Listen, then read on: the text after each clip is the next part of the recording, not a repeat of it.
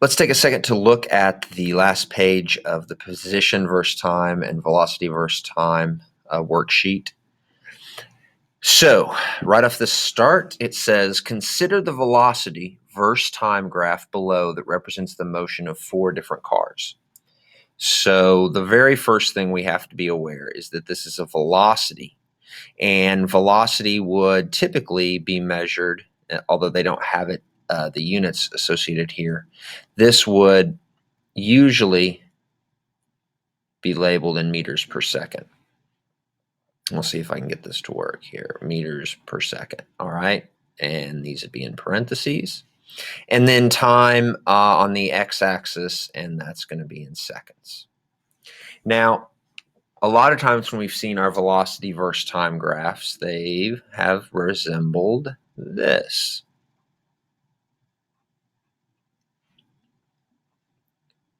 And what that means is that we have positive values above the x-axis and negative values below.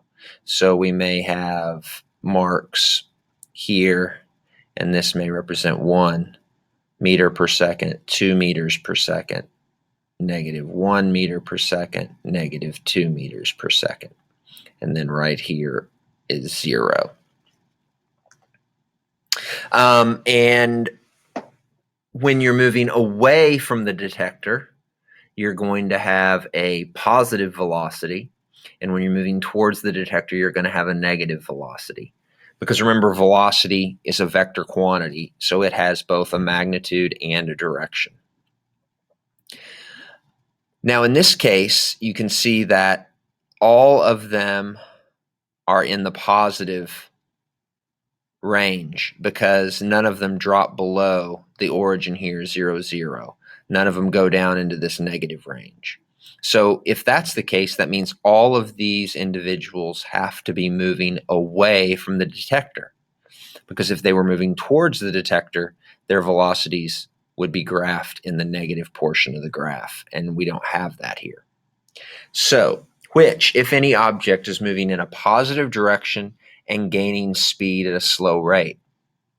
So we have 2 of them which are gaining speed, and you can tell this very easily by seeing that as the time passes, their velocity is increasing or going up.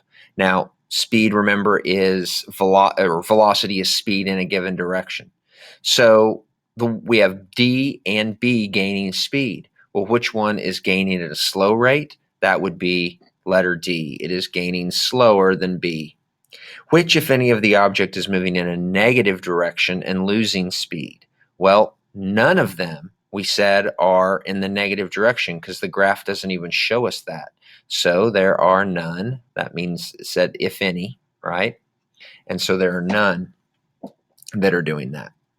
Which, if any, object is traveling at a constant velocity in a positive direction? Well, we have to look for a constant speed, and that one, as I said in the previous video, would be letter C. It is constantly at this given value. If you wanted to put in values and think of this as 1 meter per second, this one is 2 meters per second, this one is 3, this one is 4, and this one is 5, you would say that this person or this car is driving at 3 meters per second constantly. Its velocity is not changing. So number 16 is C. Which, if any, object is at rest? Well, as we've done in the lab and we've done on some previous problems, if it was at rest, it would have 0 velocity, it would not be moving. So it would have to be running along the x-axis. There is nothing running along the x-axis, so there is no object at rest.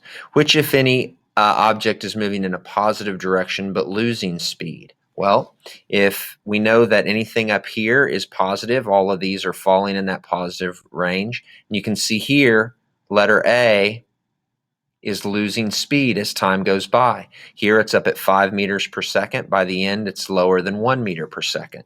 So it's losing speed. So the answer on 18 is A. Which, if any, object is moving in a positive direction and gaining speed at a fast rate? Well, that one is going to be either B or D, like we talked about, gaining speed, but this one is gaining speed faster because it reaches a higher velocity in the same amount of time. So it's gaining speed faster. And what letter was that? That was letter B. And finally, which object reaches the fastest speed at any direction, in any direction at any given time? Well, that one's just looking. We need to see which one of these guys at any time has the greatest speed. And in that case, A makes it to the highest point on the y-axis, right? And because you can see B here, B is going to make it, but it's not nearly as high as A. So at the very beginning, A has the highest speed or the fastest velocity. That's it.